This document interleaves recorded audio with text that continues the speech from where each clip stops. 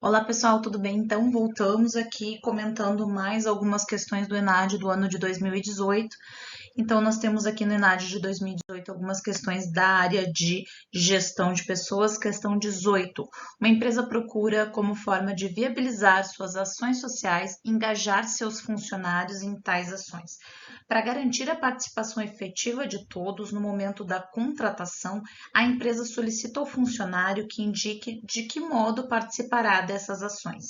E aí ela dá três opções: contribuindo com 0,5 de seu salário mensalmente para a realização das ações sociais, é a primeira forma; destinando mensalmente um turno do seu final de semana para trabalhar voluntariamente nas ações sociais promovidas pela empresa, salário, trabalho, e aqui realizando semanalmente uma hora extra de trabalho não remunerado, de forma a gerar recursos para dar suporte às ações sociais promovidas pela empresa. A empresa exibe logo na entrada de suas instalações diversos troféus referentes a prêmios recebidos por suas ações sociais, pelos esforços no sentido de estimular o voluntariado. Com relação a essa prática, é correto afirmar o que essa empresa estimula o engajamento efetivo do público interno a partir de práticas que permitem a cada um contribuir da forma que acredita ser mais adequada. A gente está falando de uma empresa que trabalha em engajamento. Vejam bem, ela está falando o quê? Ela está falando de o trabalhador trabalhar mais ou pegar uma parte do seu salário. Não. A gente está falando aí de atender expectativas gerais dos funcionários ao demonstrar por meio da exposição dos troféus e prêmios a sua atuação social. Super, super, super, super, super, super, super errada. Não faz nenhum sentido essa questão. Cumpre adequadamente sua função na sociedade ao exigir que seus funcionários atuem em projetos sociais, mesmo que não destine recursos para tal? Super errada, porque ela está então exigindo deles que eles paguem as suas ações sociais. Age de maneira incorreta ao aceitar recursos doados voluntariamente pelos funcionários para financiar suas ações sociais. Aí que tá a pegadinha, não é? Porque assim, ela não age de maneira incorreta ao aceitar os recursos. Ela poderia aceitar os recursos, mas neste caso, tá? Neste caso,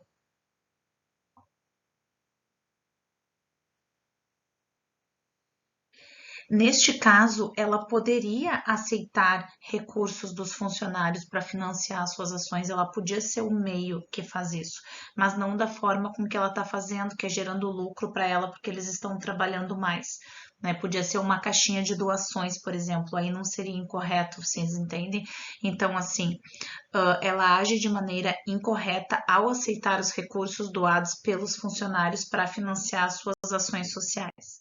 E aí a gente fala do seguinte: age de forma antiética, porque ela está coagindo os funcionários a contribuir com as suas ações sociais. Sim, ela é antiética nesse caso. Então a resposta correta é essa.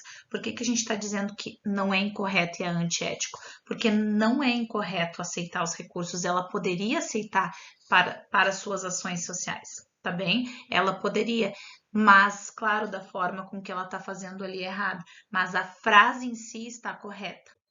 Então, a resposta errada é a resposta E nesse caso. A questão 24, então, do ENAD, vai falar que o investimento na formação pode fazer uma diferença durante o processo de recrutamento e seleção. A gente está falando lá do RH, né? Inicial. As situações são as mais diversas possíveis. Uma empresa de consultoria na área de recursos humanos, por exemplo, contratou um jovem de 20 anos, entre outros motivos, pelo fato dele ter chegado à seleção brasileira juvenil de esgrima, mesmo tendo começado tarde no esporte, aos 17 anos. Então, ele é muito esforçado, porque começou tarde, mas foi lá e ingressou, né? e aí chegou até a seleção brasileira. No outro caso, uma empresa de construção civil contratou uma engenheira que havia passado 3 anos em uma fazenda coletiva onde se dedicava à jardinagem, à pesca e ajuda aos moradores, superando todo tipo de adversidade em razão da falta de estrutura local. Ok, são motivos diferentes que levam as empresas a efetuar a contratação. Há quem diga que um bom profissional é aquele que aprende algo mensurável todos os anos. Mas o que dizer de quem passa um ano morando em albergues na Europa, colhendo uvas na França ou trabalhando de garçom em Londres, e aquele que decide se inscrever nas fileiras de uma organização não governamental? O que o mercado pensa disso? A resposta é: ele adora isso. Essa é uma questão complexa, porque está falando aí que experiências, né, atitudes importam mais do que conhecimentos e habilidades, não é? E aí, com base neste texto aí que vai falar sobre atitudes e que elas preponderam no momento da seleção, vocês têm que analisar 3 questões. A dedicação à esgrima e a permanência em uma fazenda podem ser classificadas como formação alternativa. Pode, né? Porque a gente está ali falando de uma dedicação a um tipo de trabalho durante um tempo. Embora as experiências descritas possam ser mensuradas, elas não agregam valor às funções profissionais. Elas não agregam valor às funções profissionais? Errado, elas agregam valor, porque você está falando do chá, conhecimentos, habilidades e atitudes. Essas pessoas adquiriram conhecimentos, adquiriram novas habilidades e demonstram atitudes diferenciadas por conta disso. Então, essa questão está errada. Certificados de curso de MBA ou de cursos de curta duração, cujos ganhos podem ser medidos, garantem maior qualificação profissional do que experiências profissionais pessoais exemplificadas no texto. O texto está dizendo justamente o contrário, não é? O texto está dizendo o quê? Está dizendo que não importa tanto o certificado, importa as tuas habilidades e as tuas atitudes e o conhecimento adquirido. Então, vejam bem, é uma questão de gestão de pessoas, não é uma questão de leitura de texto. Também completamente conectada com o que a gente sabe da atualidade, né? Dificilmente eles vão verificar quanto é que vocês tiraram na disciplina de gestão de pessoas, mas eles vão olhar para vocês e vão perguntar questões relacionadas à vida pessoal, à carreira de vocês, para entender o comportamento de vocês e a partir do comportamento de vocês saber se vocês são adequados para aquela organização, não é? Então, é um pouco diferente o processo do que já foi um dia. Então, apenas a alternativa 1 é a correta. Lá no ENAD de 2018 tem várias questões da área de RH, viu, gente? A questão 26 também é da área de RH. A questão 26 vai falar o seguinte: segundo uma reportagem publicada em jornal de grande circulação, algumas empresas estão criando ambientes de trabalhos tóxicos, com insegurança sobre o emprego e longas horas de trabalho, o que tem diminuído a produtividade de funcionários. Esse tipo de situação exige novas perspectivas para a gestão estratégica de pessoas, devendo as organizações considerar os potenciais fatores de estresse no trabalho. Aqui a gente pode falar tanto de questões relacionadas como assédio, a gente não sabe ainda a questão, como gestão estratégica de pessoas, né? Que é colocar a gestão de pessoas no centro da estratégia dos objetivos estratégicos organizacionais. Ora, quando que a gestão de pessoas pode não estar no centro dos objetivos estratégicos organizacionais? Nunca, porque são as pessoas que fazem uma organização. Uma organização não é um amontoado de tijolos e computadores, uma organização são pessoas organizando cada etapa daquele processo. Então, ela é sempre estratégica, de certa forma, não é? Então, lá, considerando o exposto acima, assinale a opção em que são apresentadas, respectivamente, um fator ambiental, um fator organizacional e um fator individual relacionados a estresse no trabalho. Tá aí, todo mundo tem estresse no trabalho, essa é uma questão facílima de resolver. Porque daí a gente vai pensar no seguinte, um fator ambiental. Quando a gente fala de fator ambiental, demandas interpessoais são fatores ambientais? Interpessoais? Não, eles são fatores individuais de excesso de estresse no trabalho. Incerteza política pode ser sim. Produtividade é um fator organizacional, porque tem a ver com a empresa. Apoio social é um fator ambiental? Também não é um fator ambiental, porque é um fator organizacional e individual. Locus de controle também não é um valor, não é um fator ambiental, é um fator organizacional. Mas se você tem ideia, né, logo na primeira a gente já verifica que a resposta correta é a B. Mas se você quer confirmar, vamos lá, fator organizacional, demandas de tarefa, muitas demandas de tarefa é um fator organizacional para estresse no trabalho? É. Incerteza econômica é um fator organizacional? Não, é ambiental. Mudança tecnológica é um fator organizacional? Também. Demandas de controle é um fator organizacional? Demandas de controle pode ser também. Absenteísmo é um fator individual. E aí, quando a gente fala lá de fatores individuais, tem diminuição da satisfação no trabalho, é fator individual. Problemas econômicos, sim. Demandas de papéis, sim. Com a rotatividade é uma demanda organizacional e a produtividade também é uma demanda organizacional. Então, de verdade, lá nas primeiras respostas no fator ambiental, a gente já define a questão toda, mas a gente confirma ela com as demais questões. Então, os fatores ambientais têm a ver com o ambiente em geral, o fator organizacional com o externo, né? O fator organizacional tem a ver com aquilo que acontece dentro da organização, e o fator individual tem a ver com aquilo que eu sinto que pode me causar estresse no trabalho. Bem assim. A questão 27, então, do ENAD tem dois textos, né? A gente tem ali o texto 1. Para algumas empresas de sucesso, contratar é uma das coisas mais importantes, se não a mais importante do negócio. Essas empresas encaram o recrutamento de uma maneira bastante peculiar, o que pode surpreender quem não está acostumado aos processos seletivos. Uma dessas empresas posta suas vagas na página de carreiras, que é atualizada com frequência.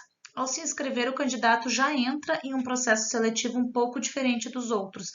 São cerca de 4 conversas que tratam de hipóteses e padrões de comportamento no trabalho e envolvem pessoas de diferentes áreas, incluindo seu futuro gestor. Em seguida, um dossiê compilado e encaminhado para um comitê que vai tomar a decisão final sobre a contratação. Esse comitê existe para que o processo de contratação seja coletivo e, portanto, com maior ênfase em dados do que relacionamentos ou opiniões. Lá no texto 2, a gente vai ter o seguinte, gestão por competências. O primeiro texto está falando de processo de contratação, de como é que funciona dentro de uma empresa. Está falando de como é que ele faz, como é que ele envia,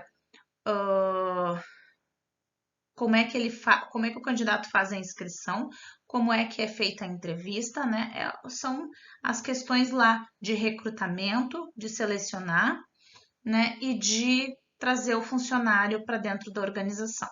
Na gestão por competências, o conceito de competência é utilizado para orientar processos organizacionais.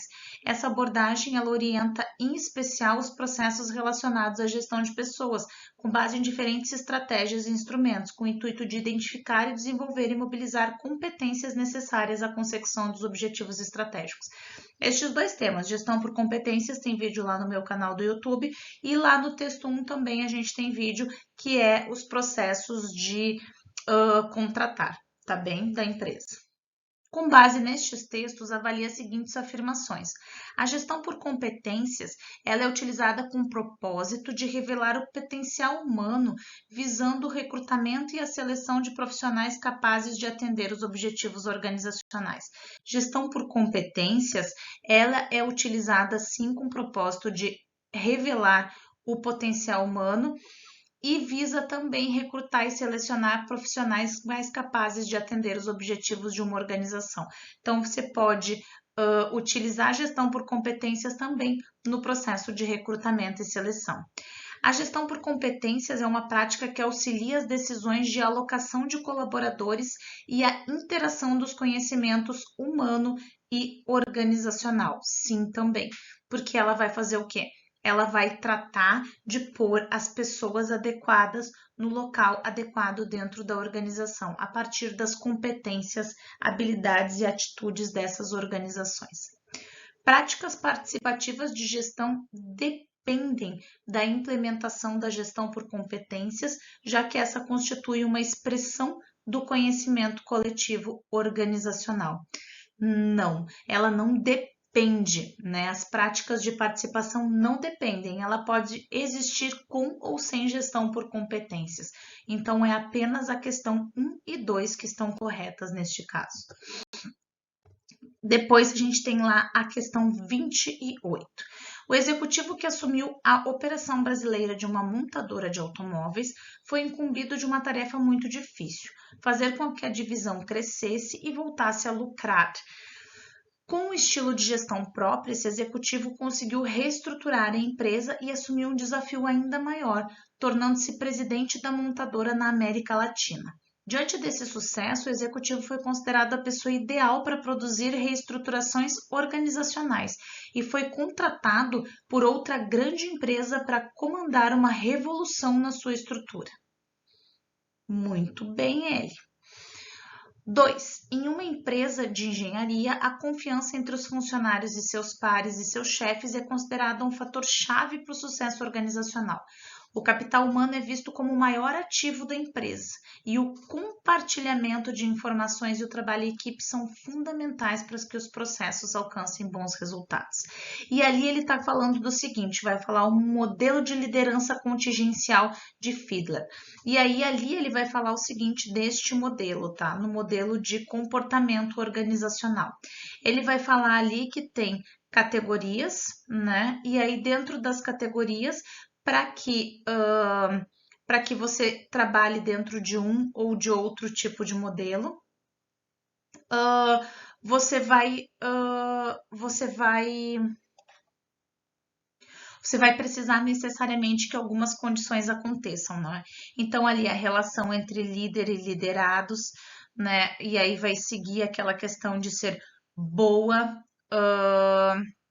para o caso de ser favorável, moderada ou desfavorável, e aí, então, para seguir o modelo de Fiedler, é preciso que aquelas categorias estejam encaixadas, que são a relação de líder e liderados, a estrutura da tarefa e o poder de posição. Com base nessa análise de casos, então, e no modelo de liderança que é apresentado, porque são coisas diferentes, 2 casos e um modelo de liderança. Tem 3 afirmativas. A liderança da empresa de engenharia é orientada para a tarefa e apresenta melhor desempenho em face de situações de controle moderado. Não, porque ele está falando que na empresa de engenharia o que acontece justamente é o contrário. O que acontece ali é que ela não é orientada para a tarefa, porque é um compartilhamento das informações. Então, essa afirmativa já é falsa, e, não, né? E ela lá, o modelo, ele só ajuda a explicar por que ela é falsa. A liderança do executivo da montadora de automóveis apresenta melhor desempenho em situações extremamente favoráveis ou desfavoráveis. Tá, daí a gente volta para a liderança, então, do executivo da montadora apresenta melhor desempenho em situações favoráveis ou desfavoráveis. Sim, em situações extremamente desfavoráveis e favoráveis, justamente pelo estilo de liderança que ele coloca. Então, tanto faz a situação, o estilo de liderança dele vai fazer com que ele seja satisfatoriamente positivo. A liderança do executivo da montadora é orientada para a tarefa e somente apresenta melhor desempenho em face de situações da categoria 1 e 8. Daí aqui a gente já olha o seguinte, se a liderança do executivo, e agora que a gente vai usar o modelo, é orientada para a tarefa, ela apresenta maior desempenho em face de situações das categorias 1 e 8. Verificar que não é só na categoria 1 e 8, porque ela também vai ser uma relação de melhor desempenho, que não tem a ver com o poder da posição, mas a relação líder-liderados sendo boa na categoria 1, 2, 3, 4, também. Então, favorável, sendo favorável o desempenho até moderado, tá bem? E aí a gente entende que só a questão 2 é a questão correta. De novo, a questão é respondida dentro dela própria. ela não é respondida com informações que vocês precisam de fora. É só olhando o próprio gráfico e o próprio modelo que a questão apresenta. Portanto, são questões muito mais de interpretação de texto, de análise de texto, do que de conteúdo efetivamente. Eu acho que essa vai ser a maior dificuldade de vocês, analisar corretamente os textos. Então, é correto que se afirma apenas na alternativa 2 neste caso, tá bem? Aqui de novo os meus contatos, estudem, deem uma olhada nos meus vídeos lá no canal do YouTube também, façam essa prova para vocês terem uma ideia de como é que funciona. Minha dica é essa, façam as provas, né? Façam 2015, 2018 completa, verifiquem onde é que vocês têm mais dificuldade e assistam mais vídeos relacionados a onde vocês têm mais dificuldade, tá bem? Beijos e bons estudos!